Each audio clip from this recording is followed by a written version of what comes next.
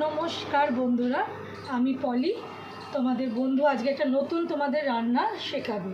সেই রান্নাটা শেখাবো না, জানি না হয়তো আমাদের মধ্যে কেউ এই রান্নাটা করে কি না, বাট আমি এটা করি, আমার বাড়িতে খুব ভালো চলে, তাই তোমাদের দেখাচ্ছি। বুঝতেই পারছো, শীতকালে এক আটি পালং শাক, যেটা বাজারে এখন 5 টাকাতেই পাওয়া যাচ্ছে, খুব সস্তা। পালং শাক এক আটি বয়েল করে সেদ্ধ করে একটুখানি গ্রেট করা, পেস্ট করা। এটা হচ্ছে লোটে মাছ, দুটো কাঁচা লঙ্কা আর একটু ধনেপাতা, অল্প একাটি নয়, অল্প ধনেপাতা বয়েল করে জাস্ট এটাকে কাঁটাটা ছাড়িয়ে নেওয়া, অল্প হাফ, বয়েল বুঝতে পারছো তো, গরম জলে ভেজালেই হয়ে যায়। কাঁচা লঙ্কা দেবে দুটো, আর একটুখানি 2 কোয়া রসুনও দেবে, ধনেপাতা। এইটা আদা, রসুন, কাঁচা লঙ্কা, ধনেপাতা আর পেঁয়াজ বাটা এটা। আর এর মধ্যে আছে পেঁয়াজ কুচানো, পেঁয়াজ কুচানো নয়, এটা আছে টমেটো আর কাঁচা লঙ্কা চেরা আর ধনেপাতা, যেহেতু এখন এই সিজনে এটা হবে। তো এইটা আমি একটা বানাচ্ছি, দেখো রান্নাটা করে দেখো। যারা লোটে মাছ ভালোবাসো তাদের খুবই ভালো লাগবে। আর বাজারে এখন লোটে মাছটা আজকে এসে বললে একটু দাম বেশি, কড়াইতে একটু বেশি। এখানে তোমার এই আদা রসুন পেস্ট যেটা বানানো আছে, এর মধ্যে ধনেপাতা নেই, আমি ভুলে বলে ফেলেছিলাম। এটা আদা রসুন আর পেঁয়াজ বাটা। ওকে বন্ধুরা, এটা দিয়ে একটুখানি নেড়ে নিই। কোনো ফোড়ন দেওয়ার দরকার নেই, এই মশলাটাই ফোড়ন, বুঝলেন? আদা রসুন পেঁয়াজ দিলাম, একটু নেড়ে নিয়ে আমি জিনিসগুলো দিচ্ছি। এই রান্নাটা করো, খুব ভালো লাগবে। বাচ্চারা যে লোটে মাছ খেতে চায় না, অনেকে পালং শাক খেতে চায় না, তারাও খাবে। পালক পনির করলে বাচ্চারা খায় না, কি সুন্দর খায়। আর এখন পালং শাক বাজারে প্রচণ্ডই সস্তা। আজকে এসে বলছে পালং শাকটা 5 টাকা হয়ে গেছে মনে হচ্ছে, আজকে 4 আটি নিলাম 20 টাকা নিল।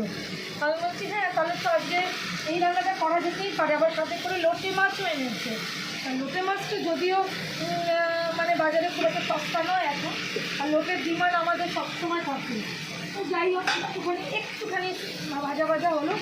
এরপরেই আমাকে, যেহেতু এগুলো থেকে তেল ছাড়বে, এরপরেই আমাকে এই পেস্টটা দিয়ে দিতে হবে, দিয়ে কষতে হবে, তাহলে কষাটা নিজের মনে হতে থাকবে। এখানে কিন্তু ঢাকা ব্যবহার করতে হবে, ঢাকা না ব্যবহার করলে ভীষণভাবে ফাটবে, কেন যেহেতু এগুলো পেস্ট করা, তো ঢাকা ব্যবহার করতে হবে। এখানে দেবো টমেটো কাঁচা লঙ্কা একটু বাদে দেবো। এটা যে নাড়াচ্ছি না, ফাটছে তো, তাই একটুখানি আমি ঢাকা দিয়ে দিয়েছি। ঢাকা দিয়ে এটাকে একটু মিশিয়ে দিই। এরপর আমি নুন হলুদ আগে না, কিন্তু কষাতে সময় লাগবে। একটু আস্তে দেবো, আমি একটু আস্তে করে দিলাম যাতে ফাটে কম। এই রান্নাটা না একটু ঝাল হয় কিন্তু বন্ধুরা। পরিমাণ মতন হলুদ দিলাম, লঙ্কা বাটা আছে। লঙ্কাটা যার বাড়িতে যেরকম খায় তোমরা সেটা বুঝে দিও। আমার যেহেতু লঙ্কা আমি অনেকগুলো বাটা দিয়েছি, তাই আমি ঝালটা বুঝে দিলাম। তোমাদের যেমন লাগে তোমরা বুঝে দিও। যেহেতু ধনে পাতার সিজন এখন, তাই ধনেটা একটু কম দিলেও হবে। ধনে পাতা দিয়েও অনেকটা ম্যানেজ করা যাবে। ধনে দিলাম,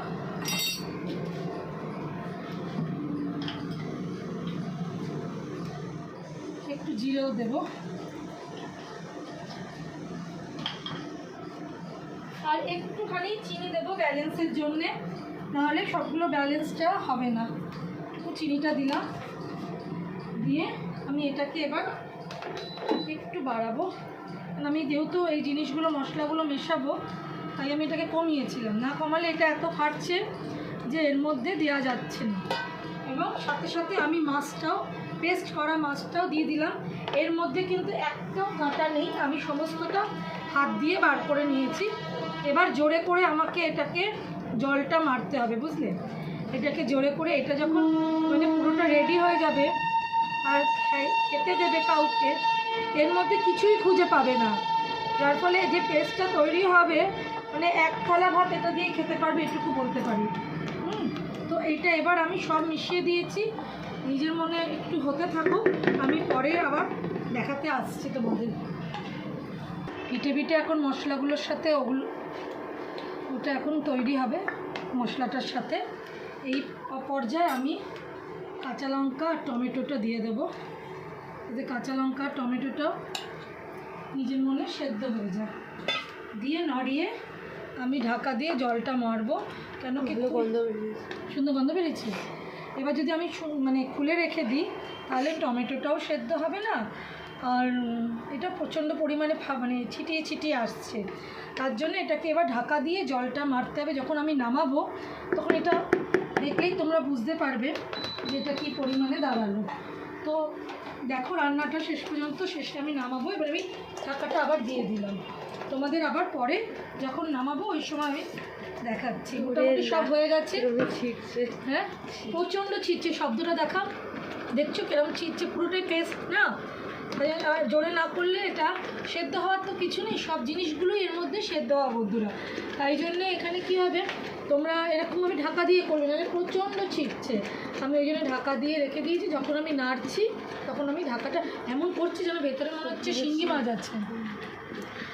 এইটা করো না বাড়িতে একদিন। লোটে মাছ আমরা খুব খেতে ভালোবাসি, আমাদের মতন অনেক লোটে পাবলিক আছে যারা লোটে মাছ খেতে ভালোবাসে, তার মধ্যে আমি আমার বর করি। তো এইভাবে করলে না বাচ্চারাও কাটা পাবে না, গন্ধ পাবে না। নামাবার আগে শুধু একটু গরম মশলা আর ধনেপাতা অবশ্যই দেবে, যেহেতু এখন ধনেপাতার সিজন, তো ধনেপাতা মানে দিতে লাগবেই। বানতা হ্যাঁ বলে না, যে দিতে বানতা হ্যাঁ, সেই অবস্থা। তো ওই রান্নাটা করছি, করো আমার মতন করে বাড়িতে। একটু খাটতে হবে, রান্না মানে ভালো পেট যদি কেউ খেতে ভালোবাসে একটু খাটতে হবে। খাটার লোক নেই, অনেকে অফিস টফিস যায়, তবে যদি বাড়িতে আছো যেদিন সেদিনকে খেতে। আর একটুখানি তেল লাগে এর মধ্যে, একটুখানি মানে তেলের খেলা আছে। এই দেখো একটু দূর থেকে দেখো বাবা, কেরম ফাটছে, দেখছো কেমন, এই দেখো কেমন ফাটছে। এমন ফাটছে না, তুমি খুলে রাখতে পারবে না, ওই জন্য আমি বন্ধ করে রাখছি। হ্যাঁ, একটু কায়দা করে করতে হবে, আর কিছুই না। দেখো তেলটা ছেড়ে দিয়েছে, দেখো তেল ছেড়ে দিয়েছে। কড়াটার হাল বেহাল করে দিয়েছে আমার, ও ছিটে চাটে। এটা কাউকে দেবে না শুকনো ভাতে খেতে, কেউ বুঝতেও পারবে না কী খাচ্ছে। হ্যাঁ, সব কিছু মানে একদম মিক্সড হয়ে গিয়ে এত সুন্দর একটা টেস্ট আনছে না, তোমাদের কি বলবো। যাই হোক, তোমরাও বানাবে হয়তো আমাকে দেখে। এবার নামাবার আগে গরম মশলা দেবে, আমিও একটু গরম মশলা দেবো, আমি দেখিয়ে দিই। আমি যে গরম মশলাটা আমি দিই সেটা এই মুহূর্তে আমার কাছে রেডি নেই, আমাকে পিষে বানাতে হবে। তো এমার্জেন্সির জন্য একটা শাহি গরম মশলা বাড়িতে আছেই, তো সেটা থেকে অল্প একটু দিলাম, ব্যাস না। আমার নিজস্ব গরম মশলাটা থাকলে আমি একটু দিতাম, আর এটাই বললাম এমার্জেন্সির জন্য একটু গড় করা রেখে দিয়েছি। তেলটা ছেড়ে দিয়েছে, কালারটাও দেখো পুরো চেঞ্জ হয়ে গেছে। প্রথমে একটা মানে কালারটা ছিল একদম ডিপ সবুজ পাতার কালার, এখন সেটা মানে পুরো রোস্ট হতে হতে একদম কালারটাই চেঞ্জ হয়ে গেছে।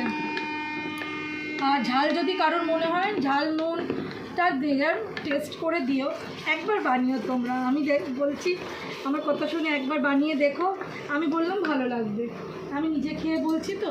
নামাবার আগে আমি এটা ধনেপাতা অবশ্যই দেব, ধনেপাতা ছাড়া এখন আমি কোনো রান্না করার কথা ভাবতেও পারি না। ধনেপাতা এই গন্ধটা এর সাথে গিয়ে এর ফ্লেভারটাকে আরও বাড়িয়ে দেবে, আর কিচ্ছু লাগবে না, ব্যাস। এই রেখে দাও, আর গরম ভাতে দিও। হ্যাঁ, ঠান্ডা ভাতে রাত্রিবেলা দিও না, সানডেতে করে কর্তাকে খাইও, কিংবা কর্তা রান্না করে গিন্নিকে খাইও, তারপরে দেখো। আর আমাকে একটু যদি মনে করো যে বলবে, তো আমাকে জানাতেই পারো। তাহলে এবার হয়ে গেছে, নামিয়ে ফেলবো, একদম ডান। আর এটাকে নিয়ে আর নাড়াচাড়া করবো না, ধনেপাতাটা এইটুকু থাকবে ওরকম। এরাও আমি দিলাম, ইন্ডাকশন বন্ধ।